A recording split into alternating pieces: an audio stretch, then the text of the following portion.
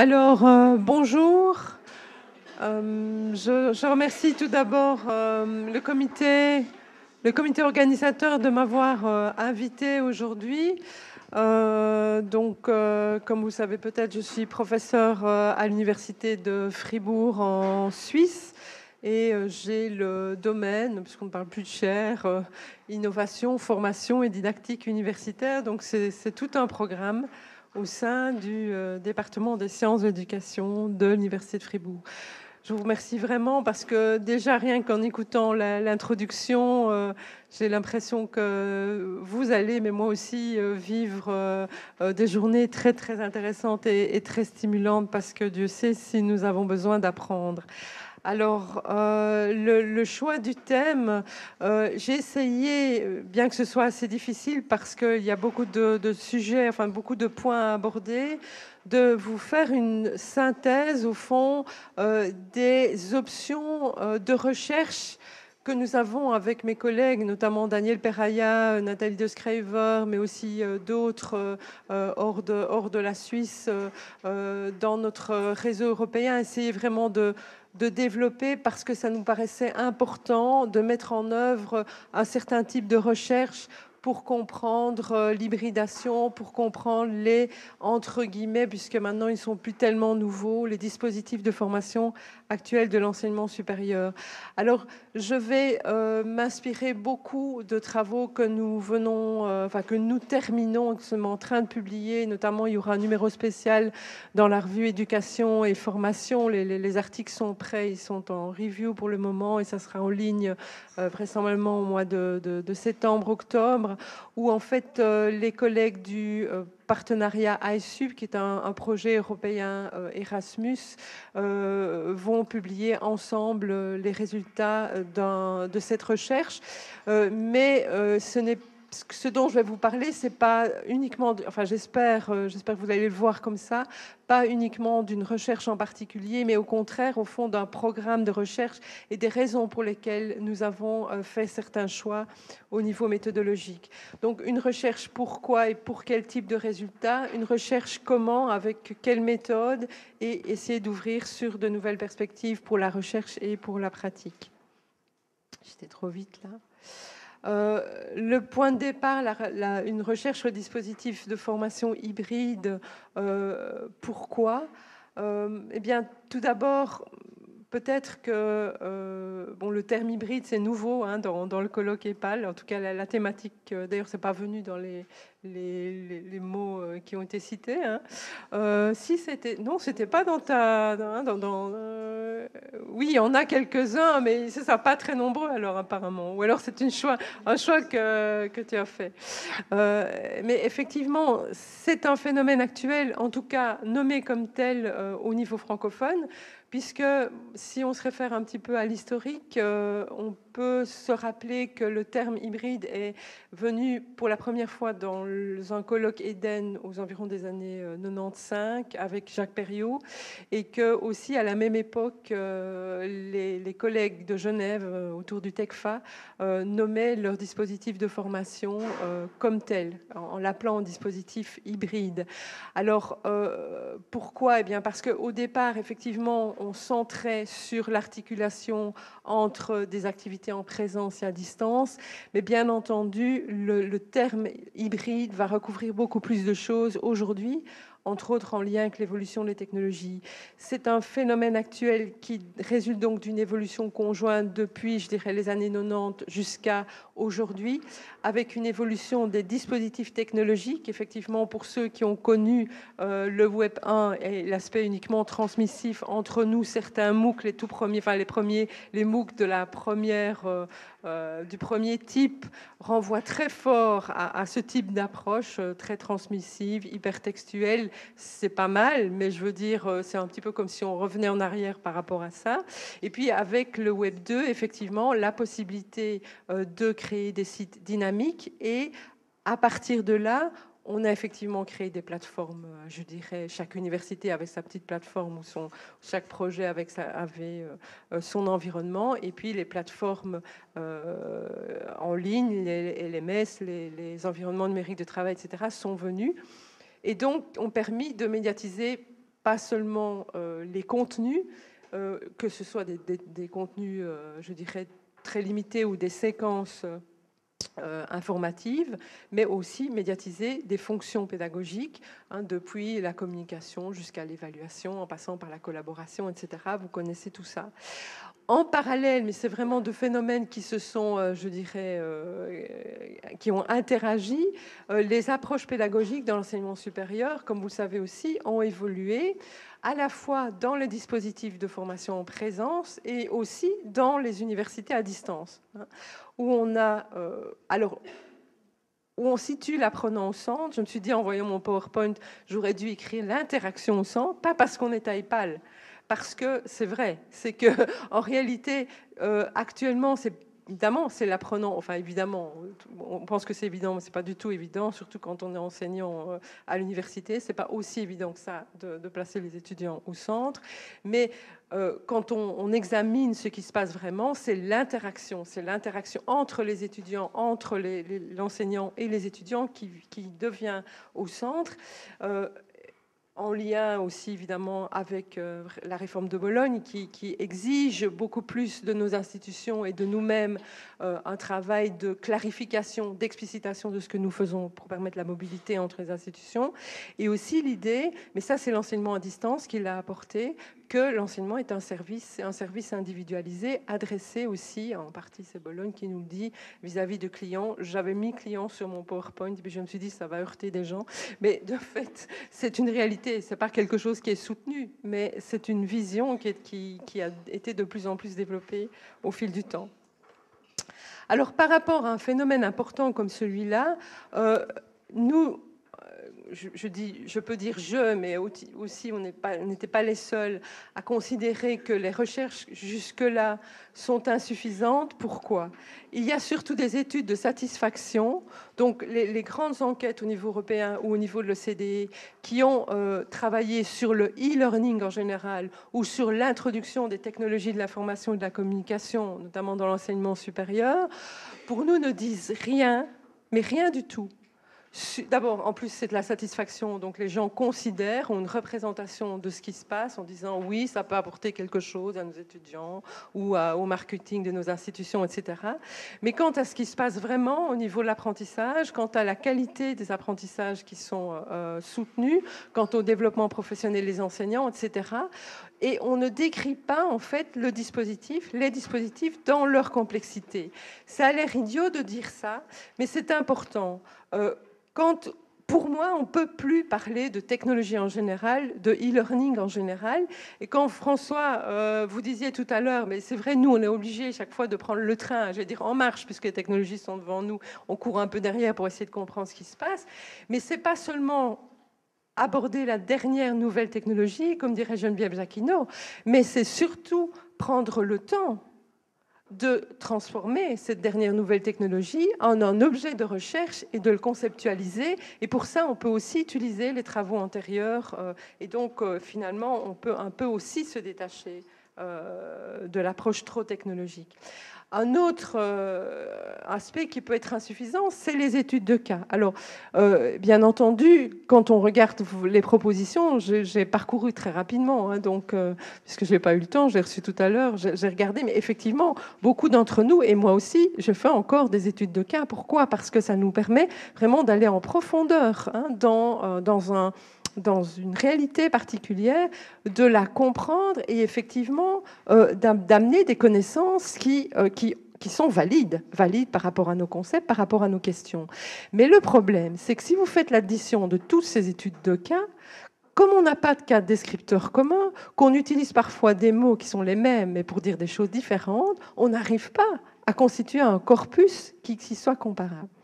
Et donc, mais je vous dis quand même quelque chose, parce que j'ai eu deux lectures récentes qui sont en fait des études de cas, mais énormes, c'est-à-dire qui reprennent 4 ou 5 ans de projets importants. Le travail de Geneviève Jacquinot et d'Elisabeth Fichet sur l'université et les technologies de l'information et de la communication, ou le dernier ouvrage sur TIC et métiers de l'enseignement supérieur, ce sont des ouvrages qui rassemblent effectivement un travail sur des études de cas, mais qui nous apportent quand même une information plutôt de type narratif. C'est-à-dire, j'ai reçu par exemple deux enseignantes hier qui voulaient se lancer dans une innovation au niveau des dispositifs hybrides. Je leur dis, allez lire l'ouvrage de Jacques Hinault notamment.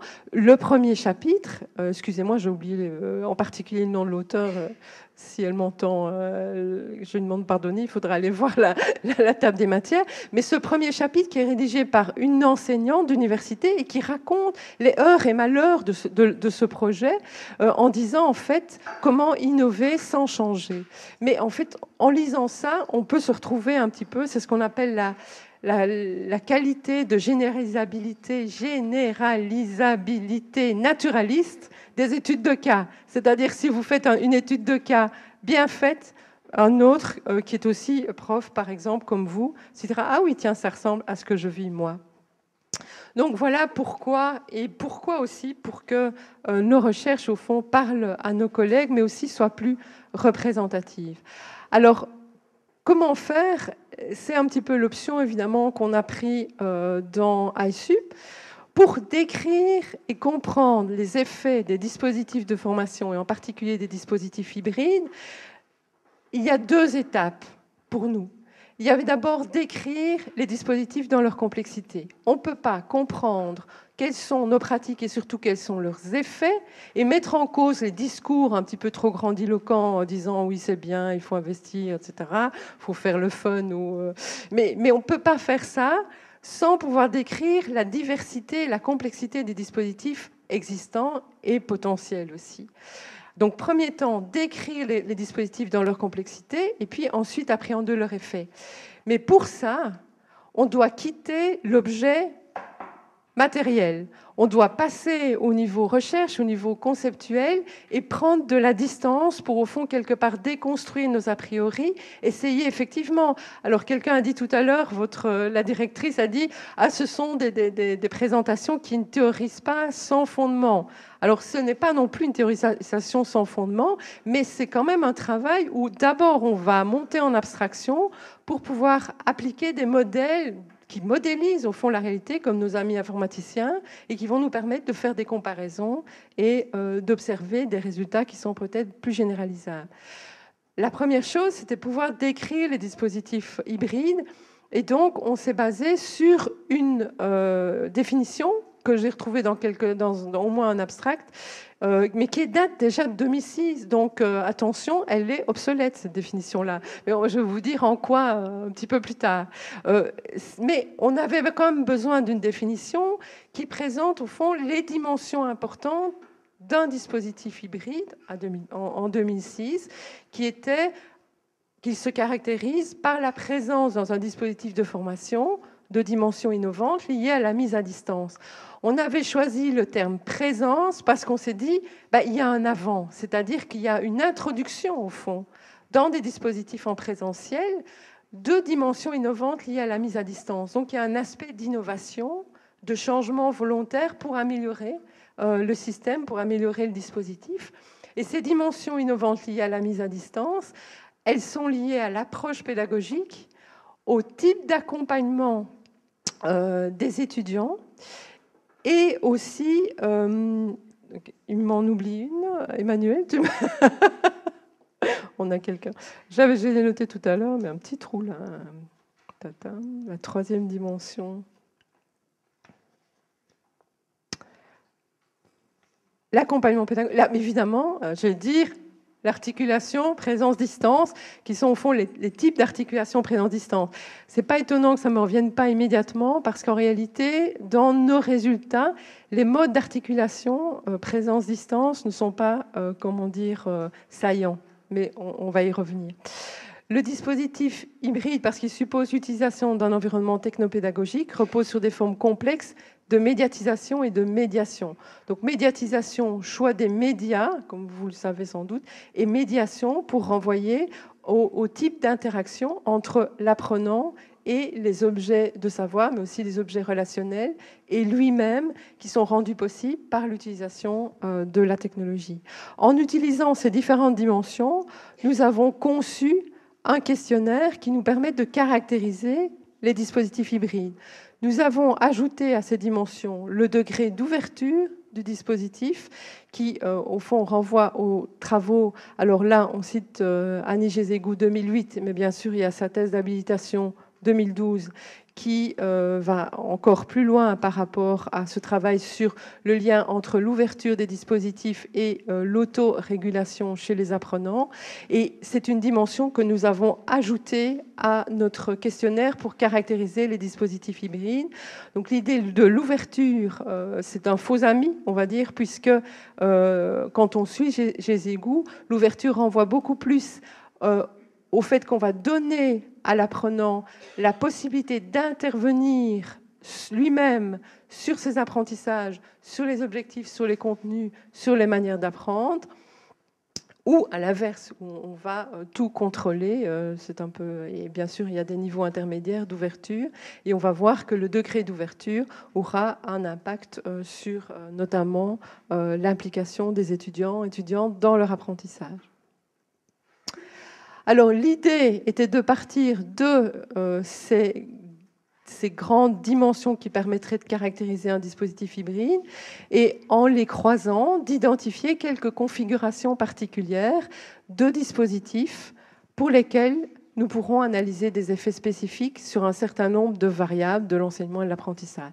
Donc l'idée, c'est en croisant ces éléments caractéristiques, on va pouvoir mettre en évidence des configurations ou autrement dit des types de dispositifs. C'était le pari. Alors, je ne sais pas si tu étais à Quiberon, Emmanuel, mais quand on a découvert qu'en fait, oui, c'était possible, parce qu'au départ, on se dit, bon, on essaye.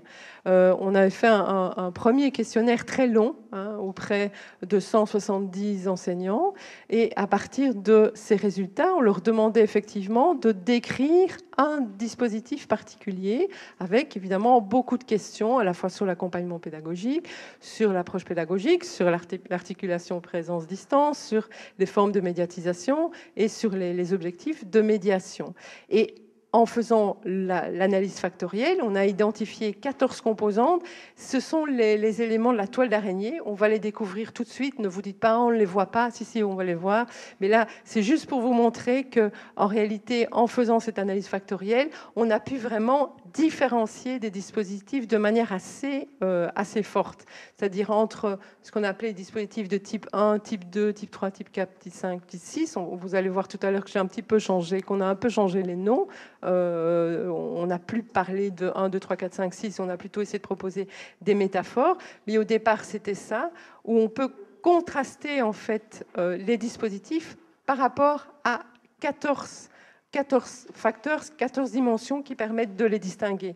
Donc ici, à l'image, vous avez un dispositif type 2 plutôt centré sur l'enseignement. Et ce qui le caractérise, c'est l'utilisation surtout de ressources multimédia.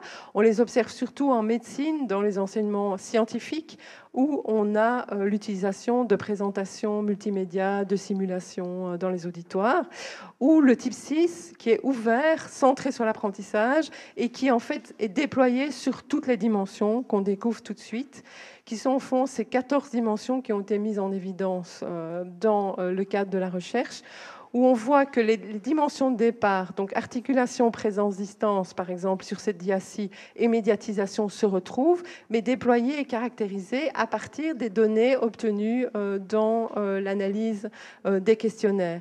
Donc, ce qui distingue les dispositifs entre eux, c'est le mode d'articulation présence-distance. C'est pas tellement le temps. Souvent, on se dit, tiens, combien de temps en présence, combien de temps à distance? C'est le type de participation des étudiants en présence et à distance. Participation active, en présence et à distance. Et parfois, c'est le même type d'activité. C'est des études de cas, des projets, des problèmes, ou alors ça peut être un programme de lecture qui va plutôt être fait à distance.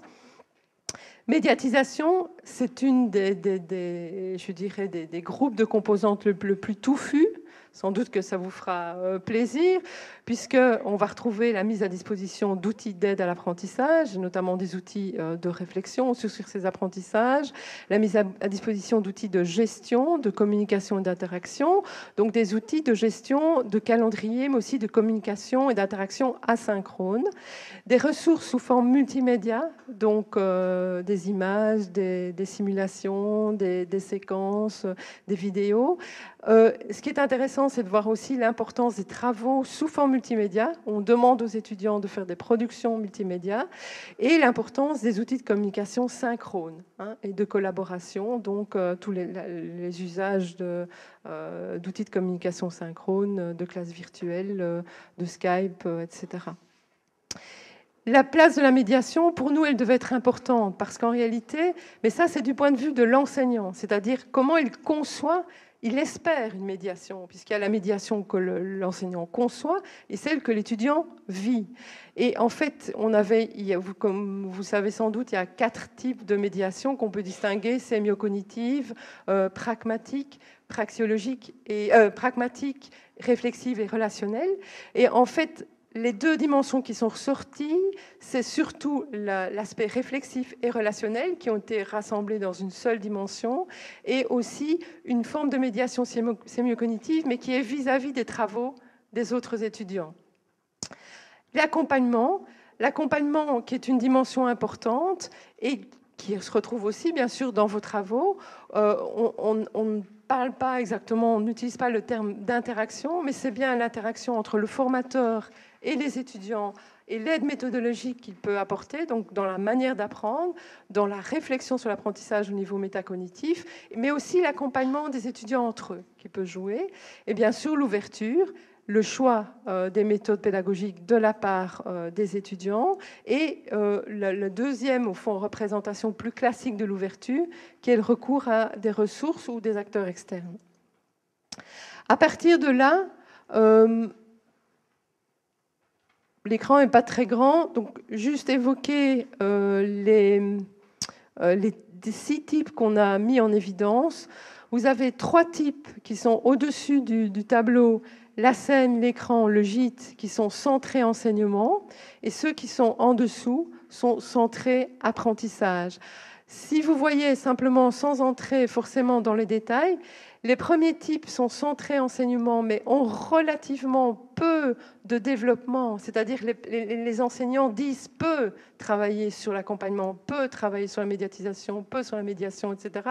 Donc on était vraiment en bas du curseur à peu près, en tout cas pour le type 1 et le type 2 étant plus fort pour, comme je l'ai dit tout à l'heure, sur l'usage du multimédia. Le type 3, on l'a appelé le gîte, parce qu'il y a déjà une ouverture à des ressources externes, mais toujours une centration quand même sur la transmission de savoir, sur le contenu. Et puis, le passage à la centration sur l'apprentissage, où avec l'équipage, en fait, c'est l'idée d'emmener les étudiants dans un projet d'apprentissage, où les aides à l'apprentissage et les outils de communication synchrone et de collaboration sont assez forts au niveau de l'équipage, qui était le type 4. Au niveau du métro, l'idée, la métaphore du métro, ça veut dire qu'on prend le métro, on est très guidé, mais on sort quand on veut et on rentre quand on veut. Donc, il y a une forme d'ouverture, mais aussi d'accompagnement pédagogique et beaucoup de dimensions qui sont présentes. Et l'écosystème où toutes les dimensions je vous ai présentées tout à l'heure sont déployées, je dirais, à plein. À partir de là, on a mis en cause notre définition. Je ne vous présente pas exactement la nouvelle définition, mais ce qui change vraiment, c'est qu'on ne lie plus l'innovation à... encore qu'on ne le faisait pas vraiment, mais c'était un peu implicite et on pourrait nous comprendre comme ça, à l'adoption d'un environnement technopédagogique. L'innovation, elle n'est pas là. Elle est dans le déplacement de regard, je dirais, des enseignants par rapport au dispositif, où en fait, on va plus seulement scénariser l'activité en présence, dans ce que je fais maintenant, mais on va scénariser l'activité à distance. La sienne, j'allais dire, comme celle des étudiants. Et ça, c'est vraiment quelque chose qui fait un peu la bascule entre les 3 premiers types et les 3 derniers. Ça, c'était pour décrire les dispositifs. On a développé, je les ai comptés tout à l'heure, un premier questionnaire, un deuxième questionnaire réduit parce que le premier était trop long, et un troisième questionnaire à grande échelle. Pour la description des dispositifs, on arrive jusqu'à un plus grand nombre de dispositifs représentés au-delà de 200 répondants. Mais on a voulu aller plus loin, c'est-à-dire une fois qu'on avait les types de dispositifs, c'est le rectangle qui est au centre, comme variable indépendante, il fallait aller rechercher les effets de ces types sur un certain nombre de variables. Le modèle que je vous propose ici un mot qui est important à EPAL, c'est systémique. L'idée, c'est une approche systémique, c'est-à-dire qu'on va considérer qu'il y a des variables d'entrée, les caractéristiques de l'étudiant, le contexte institutionnel, des caractéristiques de l'enseignant en entrée, des variables de sortie, chez l'étudiant, sentiment d'efficacité personnelle, perception du dispositif comme support à l'apprentissage, chez les enseignants, perception du changement de pratique, engagement, perception du dispositif comme support à l'apprentissage, et éventuellement aussi des produits au niveau institutionnel, augmentation de l'accessibilité, des échanges institutionnels, de l'innovation dans l'institution et de la qualité de l'enseignement dans l'institution. Des variables intermédiaires, l'approche d'apprentissage chez les étudiants, je n'ai pas le temps de vous expliquer, mais c'est un concept assez bien connu en pédagogie universitaire, et puis la posture chez les enseignants, qui est aussi une forme d'approche de l'enseignement. En fait, c'est donc un cas très complexe et on s'est partagé le travail. Il y a eu plusieurs équipes de travail. Il y a une équipe qui a travaillé sur les effets sur les enseignants, une équipe qui a travaillé au niveau des effets au niveau institutionnel et la dernière sur l'apprentissage. Juste pour évoquer quelques résultats, au niveau de l'apprentissage des étudiants, des effets perçus par les étudiants et par les enseignants, puisqu'à ce niveau-là, on a repris un questionnaire pour les enseignants et on a fait passer un questionnaire aux étudiants des mêmes enseignants pour faire le croisement. Et on voit que du type 1 au type 6, il y a effectivement une perception des effets qui augmente sur la motivation, sur la qualité des interactions, sur la qualité des ressources mises à disposition, sur les compétences de recherche d'information pour les étudiants, sur la qualité des activités mises en œuvre, réalisées par les étudiants, sur la qualité de leur production. On voit une augmentation, mais on voit aussi entre la ligne bleue et la ligne rouge, chaque fois, des désaccords. Ça veut dire que, et ça, les recherches en pédagogie universitaire le montrent bien, les étudiants ne voient pas, mais ça on le sait bien, mais enfin, c'est toujours bon de le rappeler, le dispositif de la même manière que nous. Donc on doit vraiment faire ce croisement-là et essayer de comprendre aussi pourquoi certains étudiants voient les dispositifs différemment de nous. Il y a d'autres travaux de recherche, on pourra en parler si vous posez des questions là-dessus pour expliquer ça.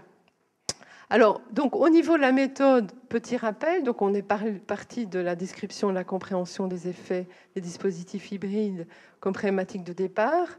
Deux questions centrales. Au fond, comment caractériser, quels sont les dispositifs mis en œuvre, quels sont les effets. On a élaboré le cadre théorique, on a conçu et validé les outils, les instruments, on a fait cette analyse en cluster pour arriver à la typologie et on a produit les travaux sur les effets. Dans cette dia-là, ce qui est intéressant de montrer, peut-être ça se voit pas trop, c'est qu'il y a un mélange en fait de recueil de données quantitatives et qualitatives. C'est-à-dire qu'un des questionnaires a été accompagné, où il y a eu donc 60 entretiens d'enseignants, et au niveau institutionnel, il y a eu 20 entretiens de responsables institutionnels, donc présidents et recteurs d'université. Pourquoi l'approche mixte ? Ça nous paraît important pour augmenter la participation des acteurs, leur donner la voix, parce que vous savez que les résultats quantitatifs ne disent pas toujours grand-chose et sont parfois très inducteurs par rapport au questionnaire. Améliorer au fur et à mesure de leur construction les instruments de recueil des données pour les rendre de plus en plus acceptables. Actuellement, on a développé un outil d'auto-positionnement avec 14 questions seulement. On est parti de je ne sais plus combien, 90 à peu près, je crois, ou 90 en français. Enrichir l'interprétation des résultats, puisqu'on va plus décrire des vignettes pour notamment présenter les dispositifs. Et donc, améliorer l'exploitation des résultats, puisque ça parle davantage que de simples chiffres aux enseignants. Il y a des difficultés méthodologiques qu'il ne faut pas nier. Par exemple, les liens entre concept et méthode. La notion de posture, pourquoi est-ce qu'elle est là dans les variables intermédiaires? Elle aurait pu aussi venir en variable de sortie et en variable d'entrée d'ailleurs. Mais il faudrait des études longitudinales pour essayer de comprendre les effets des dispositifs sur les postures des enseignants notamment. La formulation des questions de recherche. La troisième question, on avait espéré observer des effets au niveau institutionnel. Là aussi, le temps est trop court, on ne peut pas. Donc on a mis en lien les types de dispositifs avec les institutions, avec les caractéristiques des institutions, mais sans plus. Le design très complexe et sa présentation. Donc c'est difficile de présenter les choses rapidement, même si on peut essayer de faire comprendre les grands principes. au niveau quantitatif et qualitatif des résultats contradictoires, et donc des batailles, des conflits, conflits gentils, hein, socio-cognitifs, entre les chercheurs, parce qu'effectivement, les données qualitatives ne disent pas évidemment la même chose que les données quantitatives, la présentation des résultats, où il faut chaque fois retravailler pour essayer de bien se faire comprendre. Alors, les nouvelles perspectives pour terminer, hein, puisqu'on arrive à l'heure des conclusions, c'est une invitation, évidemment. Donc, nous, on va essayer de continuer, mais nous, je veux dire, peut-être qu'on n'aura pas les fonds, parce que aussi, au niveau aussi comment dire, des programmes de subvention, curieusement, ce type d'approche pourtant complexe, très rigoureuse, etc., avec des équipes pluridisciplinaires, on n'est pas forcément sûr d'obtenir des moyens. Donc c'est une invitation peut-être à faire davantage de recherches de ce type-là, mixte à large échelle, pour mieux décrire la réalité, parce que nous ne l'avons pas fait. Notre échantillon n'est pas représentatif, donc on devrait pouvoir le refaire, pouvoir vraiment décrire ce qui se passe, quelles sont les pratiques dans les institutions, pour mieux piloter en fait le travail. Mais un deuxième aspect que l'on voudrait aussi développer, c'est l'aspect plus qualitatif. C'est-à-dire que bien sûr, on peut avoir une image de ce qui se passe à un moment donné, même au niveau national, au niveau français ou au niveau européen, en utilisant la typologie. Mais ce qui est important aussi, c'est de comprendre à partir de là, so what, comment est-ce qu'on fait évoluer les pratiques, et donc d'adopter un autre design de recherche qui serait le design-based research, qui est développé aux États-Unis. Il y a eu tout un débat dans la revue de l'AERA, l'American Educational Research Association, sur le design-based research, qui montre qu'il y a vraiment un intérêt. Et là, c'est un travail longitudinal avec des équipes participatives, évidemment, qui nous plaît aussi beaucoup, et continuer à mettre en œuvre, justement, à essayer de comprendre les conditions de ces recherches au niveau collaboratif. Le design-based research, rapidement, on va vraiment prendre en compte des dispositifs réels, hein, dans toute leur complexité à un moment donné. On va travailler avec les enseignants pour imaginer des transformations de ces dispositifs, et on va faire une analyse rigoureuse avec des recueils de données répétés autour de variables évidemment bien définies pour observer les effets de nos résultats. On obtient à partir de là des résultats à la fois sur le design, donc de type recherche-développement, mais aussi théoriques, puisqu'on va éventuellement enrichir aussi nos connaissances sur les effets de ces dispositifs, sur l'apprentissage des étudiants et sur les enseignants, cette fois-ci à partir de données d'observation et plus uniquement des représentations. Donc ce sont des recherches interventionnistes, itératives, orientées vers le processus. Donc on ne parle plus de ICT en général ou technologie de l'information et de la communication en général, mais ça on en a déjà parlé. Orientées vers l'utilité et orientées aussi vers la théorie. C'est une des propositions d'un ouvrage de Van Denacker qui est consacré au design-based research. Au niveau pratique, donc je vous ai dit, on a développé un outil d'autopositionnement qui est en ligne, que vous trouverez sur le site de HYSUP, HY-SUP, c'est dans les références aussi sur le PowerPoint, où vous pouvez aller, en choisissant un de vos dispositifs, répondre aux questions et vous dire, tiens, de quel type est-ce que je me rapproche le plus? Mon dispositif se rapproche le plus, parce que je suis, parce que les enseignants, ils changent. Vous savez que si on donne cours au bachelor, master ou au doctorat, on n'aura pas forcément le même type de dispositif. Donc, à quoi est-ce qu'il ressemble, ce dispositif? Et surtout, comment est-ce que je voudrais le faire évoluer, hein, en travaillant sur quelle dimension? Évidemment, on va le faire à plusieurs et on va aussi évaluer les transformations qu'on met en œuvre. Emmanuel a travaillé aussi autour de tout ce travail de dissémination des résultats.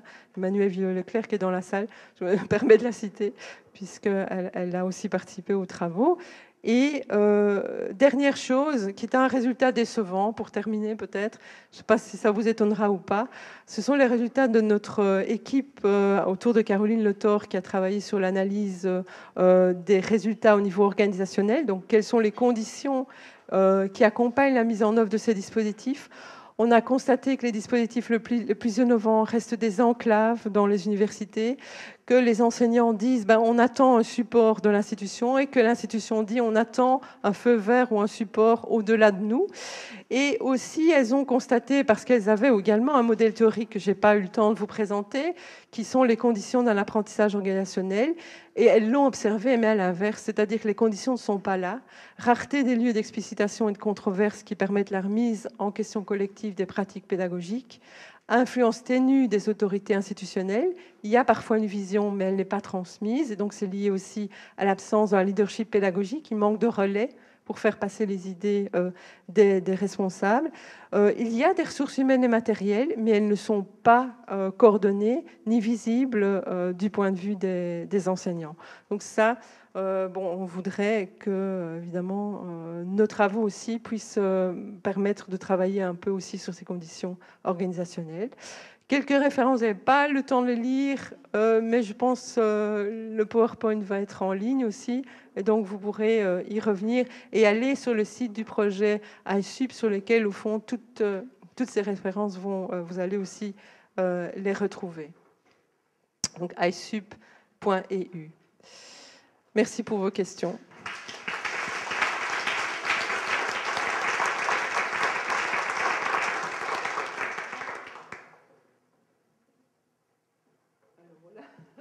Est-ce que vous avez des questions? Est-ce qu'on a un peu de temps, Monsieur Mangenot? D'accord. Allez-y. Oui.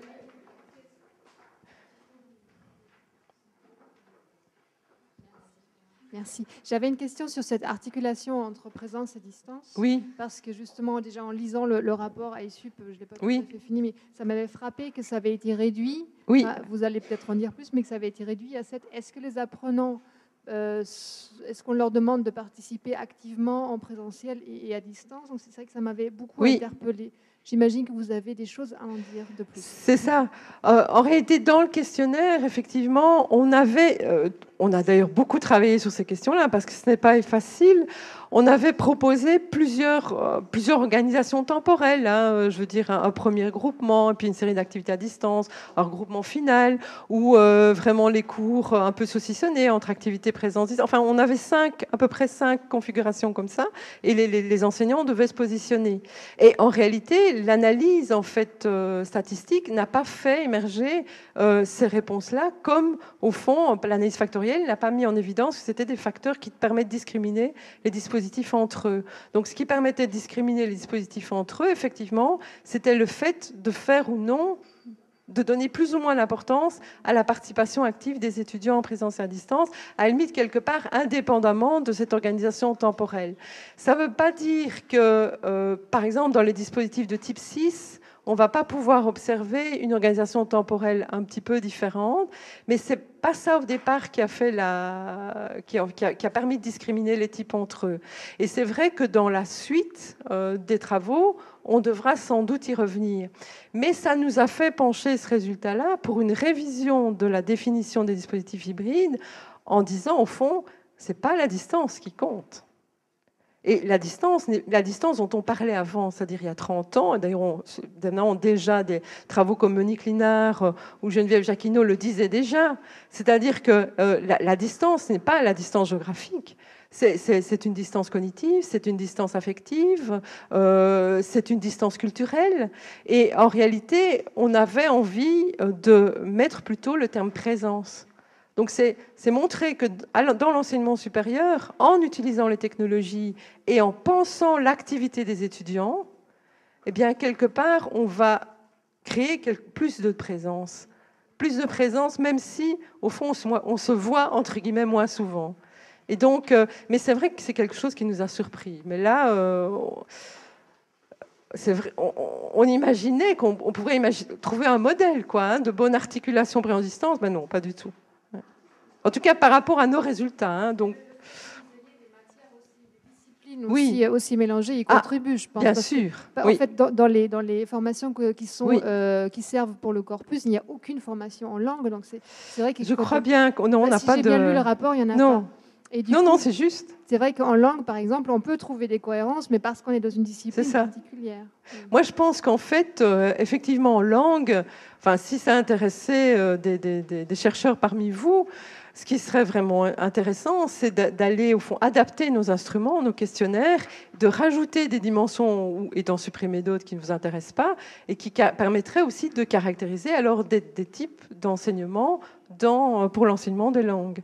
Alors on a un gros projet à l'Université de Genève, j'espère qu'on va être, c'est pour le Fonds national, c'est une petite publicité, qui vont nous subventionner pour ça, où on va avancer un petit peu dans la direction de la caractérisation des types de dispositifs hybrides pour l'apprentissage des langues. Mais ça, c'est une musique d'avenir. Mais si vous êtes intéressé, en fait, tous nos instruments sont aussi en ligne, c'est-à-dire les questionnaires, etc., et le rapport complet. Mais on peut répondre aux questions aussi s'il y a des choses qui ne sont pas claires. Il y en a sûrement beaucoup. D'autres questions?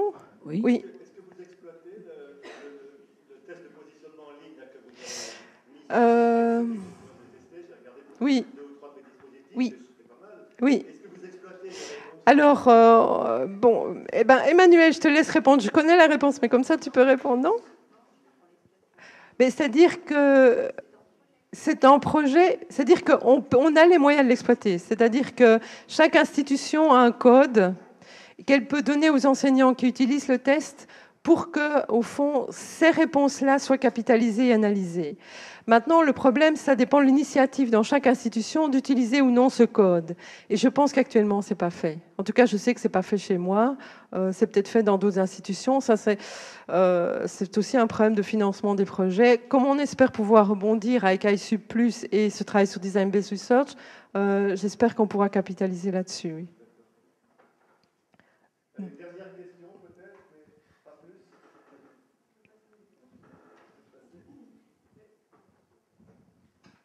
Alors, j'aurais juste voulu poser une question sur le cadre descripteur commun. Oui. Donc, c'est dans le cadre de cette recherche iSub, si j'ai bien compris, Oui. qu'on trouve ces premiers... oui, absolument. Ces premiers descripteurs. Est-ce Oui. qu'il y a d'autres ouvrages ou d'autres recherches qui tirent dans les mêmes directions ou, Bonne question. Alors, j'en ai pas parlé au tout début dans l'introduction.